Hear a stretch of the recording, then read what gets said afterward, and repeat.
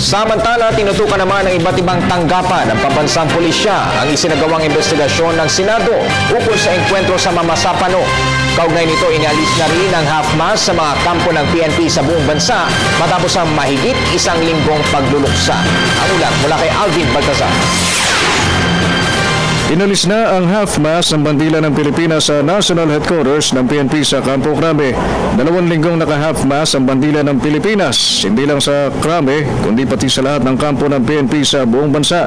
Nagsimulang gawin ang naturang paraan ng pagluluksa para sa SAP 44 noong Enero 26, isang araw matapos ang Mamasapano Maguindanao Operation. Samantala, hindi na dumalo pa sa Monday Flag Ceremony si OIC PNP Deputy Director General Leonardo Espina, ganoon din si CIDG Chief Police Director Benjamin Magalong. Ito'y dahil na rin sa paggayak ng mga ito sa itinakdang Senate inquiry sa Mamasapano Operation na ikinamatay ng 44 na miyembro ng Special Action Force. Sa kabilang banda, tinutukan din ng mga pulis na nag-oopisina sa Campo Crame ang ginawang Senate inquiry kaugnay ng pagsisiyasat nito sa madugong Maguindanao class.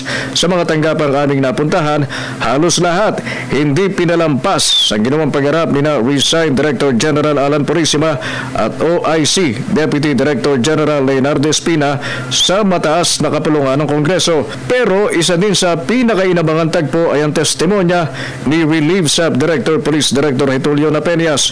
Umangos naman sa tapat ng EDSA Gate ng Campo Crame ang grupo ng dating mag-asawang kongresista na sina Tarlac Congressman at Congresswoman Peping at Tingting Coangco kaninang umaga at nanguna sa isang misa sa mga nasawing miyembro ng SAP sa Mamasapano, Maguindanao.